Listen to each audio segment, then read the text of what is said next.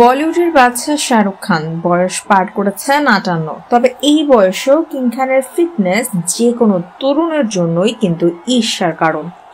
যদিও অনেকের মনে প্রশ্ন, কি করে সম্ভব এই বয়সেও এতটা ফিট থাকতে। সেই সঙ্গে অনেকেরই আগ্রহ বলিউড বাদশা ঠিক কোন ডায়েট মেনে চলেন তা জানার ব্যাপারে। নিয়মিত শরীর চর্চা ও অধ্যাবসায় যে শাহরুখের এই ফিটনেসের প্রধান হাতিয়ার, সে বিষয়ে কোনো সন্দেহ নেই।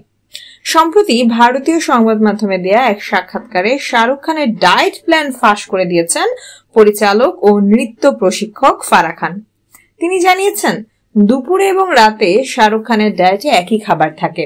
দুবেলাতেই গ্রিল চিকেন সালাদ বা তান্দুরি চিকেন সালাদ খান বলিউড বাদশা। সাক্ষাৎকারে ফারাহ বলেছেন, আমি শাহরুখকে কখনোই ভাত রুটি খেতে দেখিনি। এর আগে এক সাক্ষাৎকারে শাহরুখ জানিয়েছিলেন, খাওয়া দাওয়ায় খুব বেশি বৈচিত্র্য পছন্দ না তার। সে সময় তিনি বলেছিলেন, আমি খুব সাধারণ খাবার খাই, দিনে 2 বার খাই আমি। এই বিষয়ে কিন্তু আমি ভীষণ কড়া, শুধুমাত্র দুপুর আর রাতে খাওয়া দাওয়া করি। আমার ডায়েটে থাকে অঙ্কুরিত ছোলা, গ্রিল চিকেন, ব্রোকলি ও ডালের মতো খাবার এবং অনেক বেশি শাকসবজি। নো সুগার ডায়েট মেনে চলা শাহরুখ খান চিনি বা মিষ্টি জাতীয় কোনো খাবার ছুঁয়েও দেখেন না বলে এক প্রতিবেদনে জানিয়েছিল আনন্দবাজার পত্রিকা।